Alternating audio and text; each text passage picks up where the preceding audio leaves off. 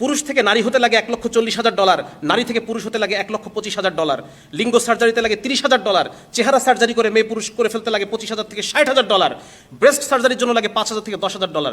শুধু তাই না, প্রতি বছর তাকে হরমোন নিয়ে নিয়ে মেয়ে হয়ে থাকতে হবে, প্রতি বছর তাকে হরমোন নিয়ে নিয়ে ছেলে হয়ে থাকতে হবে। এটা একটা খরচ আছে, প্রতি বছর $1,000 উপরে তাকে খরচ করতে হবে। 2017 সালে শুধু পুরুষ থেকে নারী হওয়ার যে মার্কেট, এই মার্কেটটা ছিল $11.5 কোটি, এবং 2024 সালে এই মার্কেটটা গিয়ে দাঁড়াবে $97 কোটি। তার মানে দেখেন, এই যে একটা জিনিস আপনাদেরকে আমি বলি, একটু গ্যাপ নেই, যে আজকে যে বাংলাদেশে একটা একটা ইয়ে আছে যে আমেরিকাতে, আমি একটু সময় নিচ্ছি, আমি একটু আপনাদের কাছে সময় নিচ্ছি, আমেরিকাতে প্রতি বছর $223 বিলিয়ন লাগে শুধুমাত্র মদ খাওয়ার কারণে যে ক্ষতিগুলো হয়, ভাঙচুর হচ্ছে, কেউ শারীরিকভাবে অসুস্থ হচ্ছে, পরের দিন অফিসে আসতে পারতেছে না, এই যে মদ খাওয়ার কারণে $223 বিলিয়ন ক্ষতি হয় আমেরিকার প্রতি বছর। আমাদের বাংলাদেশ এই ক্ষতিটা থেকে বেঁচে আছে না বেঁচে নাই? এই খরচটা কি আমাদের করা লাগতেছে? এই টাকাটা কি আমাদের নষ্ট হচ্ছে? এটা আমাদের উলামায়ে কেরামের অবদান। আমাদের উলামায়ে কেরাম মদের ব্যাপারে, জুয়ার ব্যাপারে, জিনার ব্যাপারে মানুষের মধ্যে এমন একটা অবস্থা, এমন একটা মনোভাব তৈরি করে রাখছেন, যার কারণে এই বাংলাদেশের বিলিয়ন বিলিয়ন বিলিয়ন ডলার বেঁচে যাচ্ছে। তাহলে আজকে এই যে নতুন করে আমাদেরকে এত বিলিয়ন ডলার এই দেশকে খরচ করতে হবে, তো এটা আমাদের কিছুই করণীয় নাই? আমাদের ডাক্তার সমাজের কিছুই করণীয় নাই? আজকে কেন একজন ডাক্তার এর বিরুদ্ধে কথা বলবে না, যদি সে আসলে দেশপ্রেমিক হয়ে থাকে? আজকে আমরা উলামায়ে কেরাম দেশপ্রেমিক, তারা এই বিষয়ে কথা বলতেছেন। এটা কি শুধু উলামায়ে কেরামের জিনিস? আমরা যারা সাধারণ মানুষ, আমরা যারা সাধারণ বাবা, আমাদের কোনো এখানে বলার কিচ্ছু নাই? আমার আপনার ছেলে তো, আমাদের উলামায়ে কেরামের সন্তান তো এখানে পড়ে না, তবু তারা কথা বলতেছে। তাহলে আজকে আমি আপনি, যাদের সন্তান এই পাঠ্যপুস্তক পড়বে, যাদের সন্তান এই কনফিউশনের মধ্যে ভুগবে, এই মানসিক অসুখে তারা আক্রান্ত হবে, তারা সে কোনো কথাই বলতেছেন না। কেন এরকম হচ্ছে? তাহলে ভুক্তভোগী তো আমরাই হব। সেদিন একটা ভিডিও খুব ভাইরাল হয়েছে, সেই ভিডিওতে দেখা যাচ্ছে যে আমেরিকার একজন বাবাকে এনে একটা লাইভ শোতে বসানো হয়েছে, আর তার ছেলে যে সব পুরো সার্জারি করে মেয়ে হয়ে গেছে, সেই ছেলেটা মানে এমন যে লম্বায় 6 ফিট, এরকম কাঁধ প্রশস্ত, মাসল, মানে পুরো একটা শক্ত সমর্থ পুরুষ। সে মেয়েদের পোশাক পরে, সে মেয়েদের মতো বড় চুল নিয়ে এসে বাবার সামনে চেয়ারে বসলো। সেই ছেলেটাকে দেখে বাবা হু হু করে কান্না করতেছে যে আমার সন্তান এরকম হয়ে গেল, আমি বাবা হিসেবে ব্যর্থ যে আমি আমার সন্তানের কাছে আইডল হতে পারলাম না। আজকে এইভাবে কান্না করার জন্য আপনারা প্রত্যেকে প্রস্তুত হন। আজকে এই ভিডিও যে যেখান থেকে দেখতেছেন, যার বাসায় সন্তান আছে, আমার একটা ছোট্ট বাচ্চা আছে, 7 বছর 4 বছর, আমি জানি না আমি তাদেরকে কোন দুনিয়ায় রেখে যাচ্ছি। আমি জানি না আমার মৃত্যুর পরে আমার সন্তান সে কি হয়ে যাবে, আমি জানি না। সে কি আসলে মুসলমান থাকবে, সে কি আসলে নারী থাকবে, আমার মেয়ে শিশুটা কি নারী থাকবে কিনা, আমার ছেলে শিশুটা পুরুষ থাকবে কিনা, আমি বলতে পারতেছি না। তো আজকে এক অসহায় বাবা হিসেবে আপনাদের সামনে আমি আসছি, এবং আপনারা প্রত্যেকে যার যার জায়গা থেকে আওয়াজ তুলেন, যার যার জায়গা থেকে এটা নিয়ে আপনারা আলোচনা করেন, যাতে করে এই জিনিসটা এখানেই যেন এই জিনিসটা থেমে যায়। এই সমস্ত যারা এনজিও, যারা অপকর্ম করতেছে, যারা আমাদের সন্তানদেরকে আমাদের কাছ থেকে ছিনিয়ে নেওয়ার চেষ্টা করতেছে, আমাদের পরিবারগুলোকে ভেঙে ফেলার জন্য তারা যত ধরনের প্রচেষ্টা সব কিছু তারা করতেছে, তারা যেন নিবৃত্ত হয়, তারা যেন নিরস্ত হয়, এজন্য আমাদের সবাইকে ঐক্যবদ্ধভাবে কাজ করতে হবে। এখন আমি খুব সংক্ষেপে 2-1টা পরিকল্পনা আমি উপস্থাপন করার চেষ্টা করছি। 1 নম্বর হচ্ছে, এখনো পর্যন্ত আমাদের দেশে মানুষ, আমরা ধর্মপ্রাণ, ধর্মভীরু, ওলামায়ে কেরামের অবস্থান আমাদের সামনে অনেক উঁচু, সেজন্য আমাদের ওলামায়ে কেরামের কেন্দ্রীয় দিক নির্দেশনা আসতে হবে। কেন্দ্রীয় দিক নির্দেশনা, কেন্দ্রীয় ফতোয়া। এখনও এদেশের মানুষ ধর্মভীরু, তারা হালালকে হালাল মনে করে মানতে চায়, হারামকে হারাম মানতে চায়। হয়তো সবসময় পারে না, কিন্তু তবু তারা অন্তর থেকে চেষ্টা করে, তওবা করে। তো যার কারণে আমাদের অন্তরে ধর্মের এখন একটা জায়গা আছে। সুতরাং আমাদের একটা কেন্দ্রীয় ফতোয়া এই বিষয়ে আমাদের আসতে হবে। 2 নম্বর হচ্ছে, এই ফতোয়ার জন্য শুধুমাত্র ওলামায়ে কেরামই না, বরং যারা জেনারেল শিক্ষিত, যারা এক্সপার্ট আছেন এই সমস্ত বিষয়ে, যারা এর অতীত ইতিহাস, বিভিন্ন ইংরেজি টার্ম, যে বিষয়গুলো নিয়ে মানে শক্ত দালায়েল সমৃদ্ধ একটা জিনিস তৈরি করার জন্য আমরা সবাই এক হয়ে আমরা কাজ করব। এই জন্য ওলামায়ে কেরাম এবং জেনারেল শিক্ষিত এক্সপার্টদের সমন্বয়ে একটা গবেষণা সেল আমাদের প্রয়োজন। 3 নম্বর হচ্ছে, আজকে আমি খুব লক্ষ্য করেছি একটা জিনিস, যখন আমরা এনজিওদের বিরুদ্ধে কথা বলতে এসেছি, আমি একটু তাড়াতাড়ি কথা বলছি, আপনারা কি আমার কথা বুঝতে পারছেন? জি, যখন এনজিওর বিরুদ্ধে কথা বলতে এসেছি, আমরা একের পর এক বলে যাচ্ছি যে টিনের চাল খুলে নিয়ে গেছে, গরু নিয়ে গেছে, কিন্তু আমাদের কাছে কোনো ডকুমেন্ট নাই, আমাদের কাছে কোনো ডেটা নাই যেটা নিয়ে আমরা কথা বলবো। অথচ ওরা কিভাবে কাজ করে জানেন? ওরা যখন এই কথা যদি ব্র্যাকের কথা বলি, তারা একটা ভার্সিটি তৈরি করছে। এই ভার্সিটির আন্ডারে তাদের বিভিন্ন রিসার্চ সেন্টার আছে। একটা সেন্টার শুধু এই জন্য ডেডিকেটেড সেন্টার শুধুমাত্র এই জন্যই, যেটা ট্রান্সজেন্ডার এবং সমকামিতা নিয়ে রিসার্চ করবে। এবং এই রিসার্চের যে ফলগুলা, এগুলো তারা নিয়ে এসে দেখায় যে এই দেশের ট্রান্সজেন্ডার অনেক কষ্টে আছে। এই রিসার্চটা তারা বিদেশে পাঠায়। বিদেশে পাঠালে বিদেশিরা কি দেবে? এই রিসার্চটা দেখে তারা টাকা দেয়। এই রিসার্চটা তারা সরকারের বিভিন্ন যখন মিটিং হয় সেখানে তারা ঢোকে, এই রিসার্চগুলো তারা দেখায় এবং সরকারি পলিসিকে নিজের পক্ষে আনার চেষ্টা করে।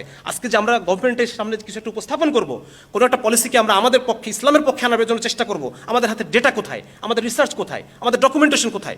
এই জন্য খুব জরুরি হচ্ছে যে আমরা ওলামায়ে কেরাম এবং জেনারেল শিক্ষিত দায়ীদের সমন্বয়ে আমাদের একটা রিসার্চ উইং আমাদের হতে হবে। এরপর আরেকটা এটা যে ইসলামের উপর যে কোনো সামগ্রিক যে হামলাগুলো হচ্ছে, আজকের মতো আমরা সবাই মিলে একসাথে কাজ করব। বিভিন্ন ঘরানার ওলামায়ে কেরাম, বিভিন্ন চিন্তার যারা জেনারেল শিক্ষিত আমরা দাওয়াতের কাজ করছি, আমরা সবাই একসাথে কাজ করবো ইনশাল্লাহ। এখনও আরেকটা জিনিস হচ্ছে, আমাদের মিডিয়া এগুলোকে আমাদের পক্ষে না। আমি লাস্টে আরেকটু কথা বলবো হয়তো মিডিয়ার উদ্দেশ্যে। মিডিয়া এগুলো কেউ আমাদের পক্ষে নেই, হ্যাঁ, সবাই তাদের পক্ষে, কারণ এদের উপর আছে প্রচুর টাকা। যার কারণে আমাদের যে কাজটা করতে হবে, এখন একটা জিনিস আমাদের হাতে আছে, সেটা হচ্ছে মসজিদের মেম্বারগুলো আমাদের মিডিয়া। একটা কেন্দ্রীয় নির্দেশনা যদি আসে, এটা বাংলাদেশের লক্ষ লক্ষ মসজিদে এক শুক্রবারে পৌঁছায় দেওয়া সম্ভব কিনা বলেন? হ্যাঁ, সুতরাং এই জায়গায় আমরা দায়িত্বশীলতার সাথে এই জায়গাগুলো আমরা কাজ করবো ইনশাল্লাহ। এরপর যে কাজটা একটা জরুরি কাজ, সেটা হচ্ছে আমাদের মনে, জনগণের মনে সরকারি পাঠ্যপুস্তক যে একটা নির্ভুল জিনিস, সরকারি পাঠ্যপুস্তক যে একটা নির্ভরযোগ্য জিনিস, এই ধারণাটাকে চ্যালেঞ্জ করার মতো মানসিকতা জনগণের মধ্যে দিয়ে দিতে হবে। কারণ সরকারি পাঠ্যপুস্তকের মধ্যে এই এনজিওগুলোর হস্তক্ষেপের কারণে বিভিন্ন সরকারি কর্তা ব্যক্তিদেরকে ঘুষ, উৎকোচ এগুলো প্রদানের মাধ্যমে তারা সরকারি পাঠ্যপুস্তকে তারা নষ্ট করে ফেলছে। সুতরাং জনগণের মধ্যে এটার ব্যাপারে আস্থাহীনতা তৈরি করতে হবে, যে এর মধ্যে বিষ আছে, এই জিনিসটা মানুষকে বোঝাতে হবে। আর হচ্ছে এনজিওদের প্রভাব কমানোর জন্য শুধুমাত্র মুখে আলাপ করলেই হবে না, বরং আমাদেরকে গ্রাম ভিত্তিক এনজিও, অনেক ভাই বলেছেন যে মসজিদ ভিত্তিক এনজিও, মারুফ ভাই বলে গেছেন, ওলামায়ে কেরাম বলছেন যে মাদ্রাসা ভিত্তিক এনজিও। মানুষের তো চাহিদা আছে, ওই চাহিদাটা পূরণের জন্য আমাদের একটা বিকল্প ব্যবস্থা তৈরি করতে হবে। সেটা কর্জে হাসানের মাধ্যমে হতে পারে, সেটা স্থানীয়ভাবে সাদাকা কালেকশনের মাধ্যমে অসহায় লোকদের ঘরগুলো উঠাই দেওয়া যেতে পারে, তাদেরকে ভরণ পোষণের জন্য, তাদের জীবিকার জন্য সেলাই মেশিন, গরু, যে ব্যবস্থাগুলো আছে, হ্যাঁ, মানে ওরা যে কাজগুলো করে যাচ্ছে, আমরা হয়তো পুরোটা নাও পারতে পারি, কিন্তু কিছু সংখ্যক মানুষকে তো আমরা ইমান আমল বাঁচাতে পারবো, ঠিক না? সুতরাং আমাদের একটা অল্টারনেটিভ একটা এনজিও, সেটা সেন্ট্রাল হলে ভালো, না হলে পরে বিচ্ছিন্ন গ্রাম ভিত্তিক, মহল্লা ভিত্তিক, মসজিদ ভিত্তিক এনজিও আমাদের তৈরি করতে হবে। আরেকটা হচ্ছে এইগুলোতে স্থানীয় ছাত্র যুবকদেরকে, জেনারেল শিক্ষিত ছাত্র যুবকদেরকে সম্পৃক্ত করতে হবে। ওলামায়ে কেরামের ভিন্ন দায়িত্ব আছে, তারা অন্যান্য বিভিন্ন দায়িত্ব নিয়ে তারা ব্যস্ত। জেনারেল শিক্ষিত যারা যুবক আছেন, তাদেরকে এ ব্যাপারে সামনে অগ্রণী ভূমিকা পালন করতে হবে আলেমদের নেতৃত্বে। এই সাথে এরা যে কাজটা করে, আমি একটা জিনিস বলছি, মানে তাড়াতাড়ি বলার কারণে অনেক জিনিস ছুটে যাচ্ছে, সেটা হচ্ছে তারা আমাদের রুচিকে নষ্ট করে। আমি শুরুতে বলছি যে রুচি নষ্ট করা, ঠিক ঠিক, হালাল হারাম, জায়েজ না জায়েজ, এটার যে রুচি, এটাকে তারা নষ্ট করে দেয়। সমাজের মধ্যে জেন্ডার রূপান্তরমুখী শিক্ষা, মানে যে একজন পুরুষ একজন নারী নিজেকে নারী ভাববে, এটাই স্বাভাবিক, রুচি নষ্ট করে দিচ্ছে, ঠিক না? এইভাবে তারা রুচি নষ্ট করে তারা শিক্ষা ব্যবস্থার মধ্য দিয়ে। আপনারা জানেন যে এনজিওগুলোর বিভিন্ন শিক্ষা কার্যক্রম আছে, ব্র্যাক প্রত্যন্ত অঞ্চলে তারা স্কুল চালায়, ঠিক আছে না, এগুলো চালায়। তো এভাবে তারা রুচিকে নষ্ট করে, এবং যাদের রুচি নষ্ট তাদেরকে তারা আশ্রয় দেয় কিসে? স্বাস্থ্য খাতের মাধ্যমে। তারা বিভিন্ন বলে যে আমরা এইডসদেরকে সেবা দিই, আমরা সমকামীদেরকে সেবা দিতে চাচ্ছি, আমরা ট্রান্সজেন্ডারদেরকে সেবা দিচ্ছি, এইগুলো বলে তারা তাদেরকে শেল্টার দেয়, তাদেরকে কর্মসংস্থান করে, পুনর্বাসন করে। তো এই জায়গাগুলোতে আমাদের স্বাস্থ্য এবং শিক্ষা সেক্টরে আমাদের কাজ করতে হবে। এবং নুরানি শিক্ষাকে, মানুষ আগে বলছে মানুষের মধ্যে এখনও ধর্মভীরুতা আছে, সুতরাং নুরানি শিক্ষাটাকে যদি আমরা জাগতিক শিক্ষার সমন্বয়ে একটু কি বলা যায়, সাধারণ মানুষের কাছে আরও বেশি সম্মানজনক করে তুলতে পারি, তাহলে পরে আমার মনে হয় বিপুল সংখ্যক মানুষ এই জেনারেল শিক্ষার এই কারিকুলাম বাদ দিয়ে আমাদের এখানে দিবে। অলরেডি হচ্ছে, বিভিন্ন জায়গায় নুরানির মাদ্রাসাগুলোতে ছাত্রদের সংখ্যা বেড়ে গেছে, স্কুলের ছাত্র সংখ্যা কমে গেছে। এইটাকে আরও বেগবান করার জন্য আমাদের একটা সমন্বয়ের মাধ্যমে একটা যুগোপযোগী একটা কারিকুলাম আমাদেরকে গার্জিয়ানদেরকে দেখাতে হবে। আর শেষ আমি যেটা বলতে চাই সেটা হলো আলহামদুলিল্লাহ, বর্তমানে বাংলাদেশে এই পরিমাণে মাদ্রাসা আছে, এই জমিন থেকে সহসা দিন উঠে যাওয়া ইনশাআল্লাহ তাআলা সম্ভব না, ইনশাআল্লাহ। সুতরাং এখন আলহামদুলিল্লাহ ওলামায়ে কেরাম তৈরির ফ্যাক্টরি যেমন আমাদের আছে, দিনদার আওয়াম তৈরির ফ্যাক্টরি আমাদের তৈরি করতে হবে। আমাদের ওলামায়ে কেরামের তত্ত্বাবধানে জেলায় ইউনিয়নে কওমের অর্থায়নে, যদি মাদ্রাসা যেভাবে হয়েছে এতদিন পর্যন্ত, কওমের অর্থায়নে ওলামায়ে কেরামের তত্ত্বাবধানে স্কুল তৈরির পিছনে আমাদেরকে মেহনত করতে হবে, কাজ করতে হবে। যেখানে আমরা যদি এই বিকৃতি তারা কারিকুলামে রেখেও দেয়, এই বিকৃতিকে আমরা সঠিকভাবে আমাদের ছাত্রদেরকে পড়াইতে পারবো, তাদের সঠিক মেজাজ আমরা তৈরি করতে পারবো। দিনদার আওয়াম তৈরির ফ্যাক্টরি আমাদের এখন প্রয়োজন। এজন্য এখানে উপস্থিত সম্মানিত ওলামায়ে কেরাম যারা আছেন, তারা যথেষ্ট ইনশাআল্লাহ, তারা যদি একত্রিত হয়ে সিদ্ধান্ত নেন, এবং তাদের যে সমাজে পরিচিতি, তাদের যে সমাজের যে গ্রহণযোগ্যতা, তারা যদি চেষ্টা করেন, অবশ্যই এটা সম্ভব যে আমরা এরকম 5000 ইউনিয়নে আমরা 5000 এরকম স্কুল তৈরি করতে পারবো, যেখানে তাহলে পরে ওদের যে শিক্ষা কার্যক্রম, এই কার্যক্রমটাকে মোকাবেলা করা সহজ হবে। মোকাবেলা শুধু মুখে হবে না, আওয়াজ দিয়ে হবে না, রাজপথে হবে না, মোকাবেলা এখন মাথার মোকাবেলা এখন মাথার। শেষ আমি বলতে চাই, এটা শুধুমাত্র হুজুরদের ইস্যু না, এখানে যারা মিডিয়ার যারা আছেন তাদের উদ্দেশ্যে তাদেরকে আমি বলতে চাই, এখানে যারা গোয়েন্দা বাহিনীর ভাইরা আছেন তাদেরকে বলতে চাই, আইন শৃঙ্খলা বাহিনীর ভাইরা আমার এই কথা শুনবেন, তাদেরকে আমি বলতে চাই যে দিন শেষে আপনি একজন বাবা, আপনি যখন ঘরে ফিরে যান প্রতিদিন চাকরি শেষে, অফিস শেষে, তখন ছোট ছোট কিছু মানুষ দৌড়ায় এসে আপনার কোলের উপরে ঝাঁপায় পড়ে। ছোট ছোট কিছু মানুষকে বুকে আঁকড়ে ধরে আপনি সারা দিনের সমস্ত কষ্টকে ভুলে যান। এই ছোট মানুষগুলোকে আপনি কোন দুনিয়ায় রেখে যাচ্ছেন, কোন পৃথিবীতে রেখে যাচ্ছেন, যে পৃথিবীতে তারা ধুকে ধুকে ধুকে ধুকে তাদের চিন্তা চেতনা নষ্ট হয়ে যাবে, তাদের শরীর নষ্ট হয়ে যাবে, মন নষ্ট হয়ে যাবে। আপনার চোখের সামনে দেখবেন আপনার সন্তান মাদকাসক্ত হয়ে যাচ্ছে, আপনার সন্তান ডিপ্রেশনের রোগী হয়ে যাচ্ছে, আপনার সন্তান আত্মহত্যার পথ বেছে নিচ্ছে। একজন বাবা হয়ে আপনি এটা সহ্য করতে পারবেন? যদি সহ্য করতে পারেন তাহলে আপনি এসে আমাদেরকে ধরে নিয়ে যান। আর যদি আপনি সহ্য করতে না পারেন তাহলে আমাদের সাথে সুর মিলায় বলেন, আমাদের সাথে সুর মিলায় এই চক্রান্তের বিরুদ্ধে, এনজিওদের দেশ বিরোধী অপতৎপরতার বিরুদ্ধে আপনাকেও কথা বলতে হবে, কারণ আপনি একজন বাবা। আপনার সেই পিতৃত্বকে উদ্দেশ্য করে বলছি যে আপনার সন্তানের ভালো আজকে আপনাকে সিদ্ধান্ত নিতে হবে, আপনি কার পক্ষে কথা বলবেন, কার পক্ষে কাজ করবেন।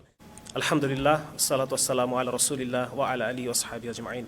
আসলে আমি বয়সে খুবই ছোট, আসলে এত বড় একটা ষড়যন্ত্র এবং এই ষড়যন্ত্রের জন্য যে সুবিশাল কর্মযজ্ঞ প্রয়োজন, এটার দিক নির্দেশনা বা এটার করণীয় কি, এটা বলার মতো যথেষ্ট বয়স এবং ম্যাচুরিটি আমার হয় নাই বলে আমি মনে করি। তারপরও আমি উপস্থিত সকলের খেদমতে যারা এগুলো নিয়ে নিজ নিজ এলাকায় ফেরত যাবেন এবং এগুলো নিয়ে কিছু না কিছু করার মতো তামান্না অন্তরের মধ্যে রাখেন, তারা যেন একটা গাইডলাইন যেন তাদের সামনে থাকে, এই বিষয়ে হয়তো আমি কিছু প্রস্তাবনা কিছু পেশ করার জন্য আমি চেষ্টা করব। এছাড়াও আমাদের সম্মানিত মুরব্বী উলামায়ে কেরাম আমার সামনে উপবিষ্ট রয়েছেন, তারা আরও অধিকতর সুচিন্তিত মতামত এটার সাথে যোগ করে আমাদের জন্য একটা বিস্তারিত গাইডলাইন প্রদান করবেন, এই অনুরোধ আমি তাদের কাছে রাখছি। এখানে মূলত আমি একজন বাবা হিসেবে এবং আমার পেশাগত কারণে আমি একজন ডাক্তার হিসেবে এখানে এসেছি কিছু কথা উপস্থিত সকলের সামনে, এবং আমাদের এই কথা ইন্টারনেটের মাধ্যমে বাংলাদেশের কোনায় কোনায় পৌঁছে যাবে ইনশাআল্লাহ। সেই সবার উদ্দেশ্যে আমি একজন বাবা এবং একজন চিকিৎসক হিসেবে আমি কিছু কথা বলে যেতে চাই। আপনারা ইতিমধ্যে জেনেছেন যে ব্র্যাক, বন্ধু সোশ্যাল ওয়েলফেয়ারের মতো এনজিওগুলো তারা দেশ বিরোধী, সমাজ বিরোধী, পরিবার বিধ্বংসী এবং ধর্মবিরোধী ভূমিকা এই বাংলার জমিনে তারা রেখে যাচ্ছে, এবং পশ্চিমা নষ্ট সভ্যতার যে নষ্ট চিন্তাগুলো তারা আমাদের মধ্যে ছড়িয়ে দিচ্ছে, এবং তারা বিভিন্নভাবে এই কাজগুলো করছে। তারা আন্তর্জাতিকভাবে সরকারকে চাপে ফেলছে, তারা বিভিন্ন সরকারি কর্তা ব্যক্তিদেরকে বিভিন্ন প্রলোভন দেখিয়ে বিভিন্নভাবে তারা তাদের এই উদ্দেশ্যগুলো আদায় করে নিচ্ছে। এবং কেন তারা এটা করতে চায় এই বিষয়ে আমি একটু আপনাদের সামনে পুরনো একটা ইতিহাস আমি আপনাদের সামনে তুলে ধরতে চাই। 1813 সালে আমি আপনাদেরকে নিয়ে যেতে চাই। 1813 সালে মাদ্রাজে, যে ব্রিটিশ উপনিবেশ মাদ্রাজে, সেখানের গভর্নর ছিলেন কর্নেল থমাস মনরো। এই কর্নেল যখন ইস্ট ইন্ডিয়া কোম্পানির বার্ষিক যে অধিবেশন, সেখানে যখন বার্ষিক রিপোর্ট পেশ করছে, তখন উনি সেখানে বলছেন যে ব্রিটিশদের তৈরিকৃত পণ্য ভারতীয়রা ব্যবহার করছে না। আপনারা ব্রিটিশরা যে এত ভর্তুকি দিচ্ছেন, এত কম লাভে জিনিসপত্র এখানে দেওয়ার চেষ্টা করছেন ইস্ট ইন্ডিয়া কোম্পানি, কিন্তু আপনাদের এই পণ্যগুলো তারা ব্যবহার করছে না। তখন বলতেছে কেন ব্যবহার করছে না? আমরা যদি আরও দাম কমিয়ে দিই, আমরা যদি আরও ভর্তুকি দিই, বা আমরা যদি লসে বিক্রি করি, তবু কি তারা ব্যবহার করবে না? তখন কর্নেল মনরো বলতেছেন না, তবুও ভারতীয়রা এই পণ্য কিনবে না। তো উনি জিজ্ঞেস করছে কেন? তখন বলতেছে কারণ ভারতীয়দের রুচি এমন না, তারা যে ব্রিটিশ পণ্য কিনবে। উদাহরণ দিচ্ছেন উনি যে একজন হিন্দু পণ্ডিত তিনি মাটিতে বসে খান, আমরা মুসলমানরাও মাটিতে বসে খাই, আমাদের সুন্নাহ। উনি বলতেছেন একজন হিন্দু পণ্ডিত তিনি মাটিতে বসে খান এবং তার তো ডাইনিং টেবিলের দরকার নাই, সুতরাং আপনি তাকে ডাইনিং টেবিল কিনে দিতে পারবেন না। একজন মুসলমানরা যে ধরনের পোশাক পরিধান করে, তারা তো আপনার ইউরোপিয়ান কাটের পোশাক তারা কিনবে না। সুতরাং সবার আগে তাদের রুচিকে পরিবর্তন করতে হবে। কিভাবে পরিবর্তন করতে হবে? 1813 সালে ঘটনা শেষ। 1835 সালে উপমহাদেশে নতুন শিক্ষাক্রম তৈরি করা হলো, নতুন পাঠ্যপুস্তক, নতুন শিক্ষা ব্যবস্থা। লর্ড ম্যাকলে নতুন শিক্ষা ব্যবস্থা নিয়ে আসলেন, এবং এই শিক্ষা ব্যবস্থার মধ্য দিয়ে ভারতীয়দেরকে এমনভাবে ইউরোপিয়ানাইজ করা হলো, তাদের রুচিকে এমনভাবে বদলায় দেওয়া হলো যে 1901 সালে ঠিক 100 বছরের মাথায়, 90 বছরের মাথায় 20 লক্ষ ইউরোপিয়ান মন মগজ রুচির মানুষের জন্য কত ব্রিটিশ পণ্য আমদানি করা হয়েছে, এটার একটা ডকুমেন্ট আছে। আমি ব্যাপারটা বুঝতে পারছি আপনাদেরকে, যে শিক্ষা ব্যবস্থার মধ্য দিয়ে মানুষের রুচিকে পরিবর্তন করা হয়, যেন এই বিশাল যে আন্তর্জাতিক যে পুঁজিবাদী যে সম্প্রদায়, তারা যেন তাদের পণ্যগুলো, তাদের সেবাগুলো আমার কাছে বিক্রি করতে পারে। মোট কথা বাজার তৈরি করতে পারে। বড় বাজার তৈরি করার জন্য তারা আমাদের শিক্ষা ব্যবস্থার মধ্য দিয়ে আমাদের রুচিকে তারা পরিবর্তন করে দেয়। তাহলে এখন আমি যে পয়েন্টে আমি আসতে চাচ্ছি, যে এই যে ট্রান্সজেন্ডার মতবাদ আমাদের মধ্যে ছড়ায়, তাদের কি লাভ? আমাদের এখানে এই ট্রান্সজেন্ডার মতবাদ ছড়ানোর মধ্যে কি লাভ, সেটা আমরা এখন বুঝতে পারবো। সেটা হচ্ছে যে আপনারা জানেন যে এই যারা বিকৃত রুচির যারা মানুষ হয়, সিটি ইউনিভার্সিটি অফ নিউ ইয়র্কের clinical psychologist professor Margaret Rosario তার স্টাডিতে বলতেছেন যে সমস্ত তরুণ তরুণীর বিকৃতকামী, তারা নিজেদেরকে LGBTQ দাবি করে, এ সমস্ত তরুণ তরুণীর মধ্যে হাই রিস্ক সেক্সুয়াল বিহেভিয়ার তাদের মধ্যে বেশি। যে সমস্ত যৌন আচরণে প্রচুর অসুখ বিসুখ হওয়ার সম্ভাবনা, এগুলো তারা বেশি বেশি করে। 2 নম্বর হচ্ছে খুব কম বয়সে তারা যৌন কার্যক্রম শুরু করে। 3 নম্বর হচ্ছে তাদের high number of sexual partner থাকে। স্বামী স্ত্রী যেরকম আমরা একটা কমিটমেন্টে থাকি, তাদের তো কোনো কমিটমেন্ট নাই, তারা ফ্রিকোয়েন্টলি খুব দ্রুত তারা পার্টনার চেঞ্জ করে। 4 নম্বর হচ্ছে তারা অর্থের বিনিময়ে তারা যৌনতাকে বিক্রি করে। এবং 5 নম্বর হচ্ছে তারা আনপ্রোটেক্টেড সেক্সুয়াল অ্যাক্টিভিটির মধ্যে তারা জড়িত হয়।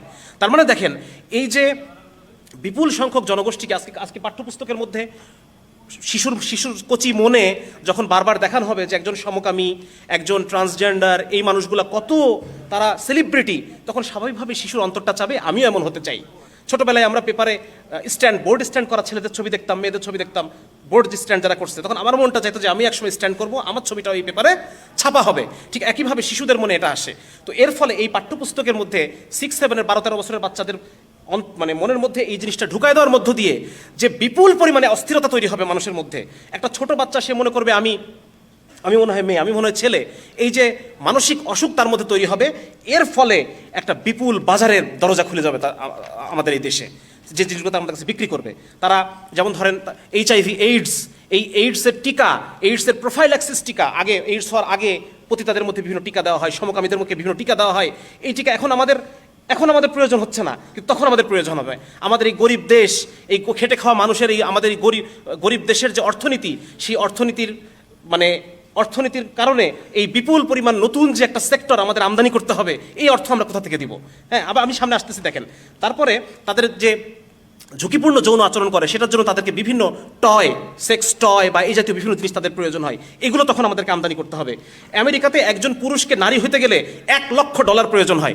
এখন আপনি আমাকে বলেন, গ্রামের যে কৃষক, ওই কৃষকের বাচ্চাটা স্কুলে পড়ছে, স্কুলে পড়ার পর তার মনে এখন খায়েশ হয়েছে যে আমি এখন ছেলে থেকে মেয়ে হয়ে যাব, এই কৃষক $1,00,000 কোত্থেকে জোগাড় করবে আমাকে বলেন?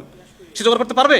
এটা কখনোই জোগাড় করতে পারবে না। বরং তার যেটা হবে, এই নিজের চোখে সে দেখবে তার সন্তান ধুকে ধুকে জীবন পার করতেছে, মানসিক যাতনায়, যন্ত্রণায়, অসুখে বিসুখে, এবং একটা পর্যায়ে সে হয়তো তার সন্তানের আত্মহত্যা দেখে দুনিয়া থেকে তাকে যেতে হবে। এরকম কঠিন এক পরিস্থিতি আজকে ঘরে ঘরে তৈরি হবে যদি এই কারিকুলাম আমাদের বাচ্চারা পড়ে। তারপর দেখেন যে